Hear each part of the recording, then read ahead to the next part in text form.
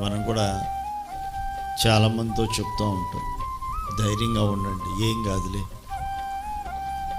ఏం కాదు, ధైర్యంగా ఉండండి అని చాలామంది మనతో చెప్తూ ఉంటారు.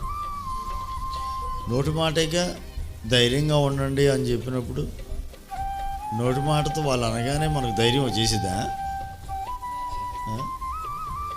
నోటి మాటగా అలా నేస్తారు, ఏం కాదులేండి, ధైర్యంగా ఉండండి. కానీ హృదయంలో ఉన్నటువంటి ఆ కలవరం మాత్రం తొలగిపోదుగా,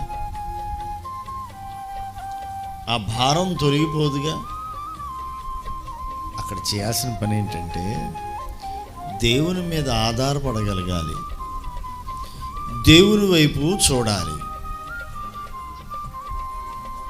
ఆ కలవరాల్లో ఎవరైతే తమ భారాన్ని దేవుని మీద మోపగలుగుతారో వారు దేవుని యొక్క మాటను బట్టి, దేవుని యొక్క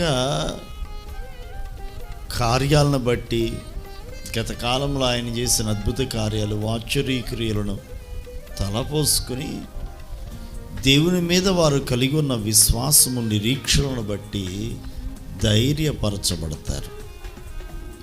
ఒక నిరీక్షణతో తమ ఎదుట ఉన్నటువంటి పరుగు పందెంలో ఓపికతో పరుగెత్తగలుగుతారు. అంతేగా, దేవుని మీద విశ్వాసము, ఒక గొప్ప నిరీక్షణ కలిగి ఉంటే అప్పుడు మనలో ఒక ధైర్యం నింపబడిద్దండి. ధైర్యముతో మనం నింపబడతాం, కలవరం తొలగిపోతుంది, భారం తొలగిపోయినట్లుగా ఉంటుంది. మనసున నిబ్బరం, మనసు తేలికైపోతుంది.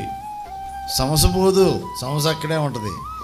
కానీ మనలో ఉన్న విశ్వాసం, ఒక నిరీక్షణ మనలో ధైర్యపరిచి ఈ సమస్య ఎంత